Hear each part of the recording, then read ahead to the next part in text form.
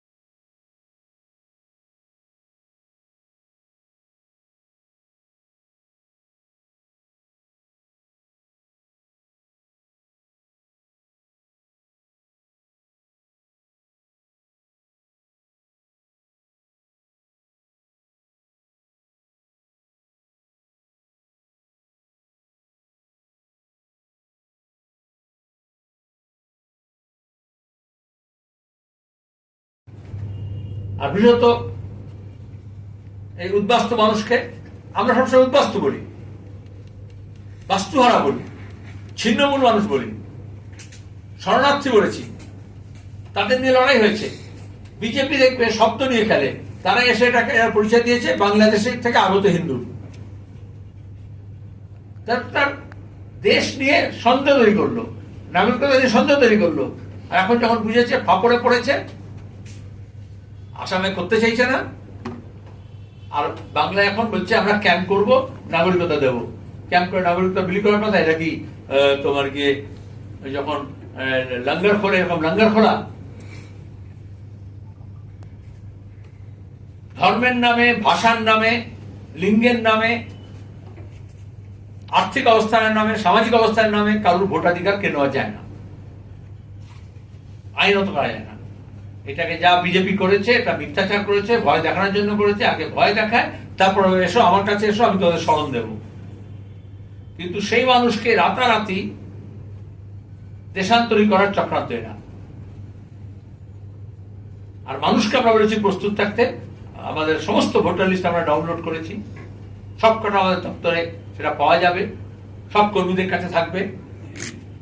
আর যাদের আগে নাম ছিল 2002 এর আগে, তার সঙ্গে তাদের যে লিঙ্কেজ, সেগুলো এস্টাবলিশ করা হবে, তার জন্য যা আইনি সহায়তা আছে আমরা দেব। সেভাবে মানুষ প্রস্তুত হচ্ছেন, কোনো ভয়ভীতির ব্যাপার না। স্বচ্ছতার সঙ্গে নির্ভুল ভোটার তালিকা প্রকাশ করতে হবে, আর সেখানে কোনো গন্ডগোল যদি যায়, গন্ডগোল করবে এটা বোঝা যাচ্ছে। আজকেই দেখবেন মমতা ব্যানার্জি মুখ্যমন্ত্রী একেবারে wholesale is WBCS officer, DM, SDO সব চেঞ্জ করেছেন।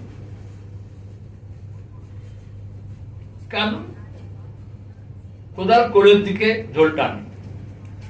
তাহলে তৃণমূল চাইবে ভুয়ো ভোটার থাকুক, বিজেপি চাইবে ভুয়ো ভোটার থাকুক, আর যারা প্রকৃত ভোটার আছে তাদের মধ্যে ভয় ঢোকাবে, আর তার জন্য বাইনারি করবে, হিন্দু মুসলমান নামে ভাগ করবে, এ বাংলা ও বাংলা বলে ভাগ করবে, উত্তর দক্ষিণ বলে ভাগ করবে, পূব পশ্চিম বলে ভাগ করবে।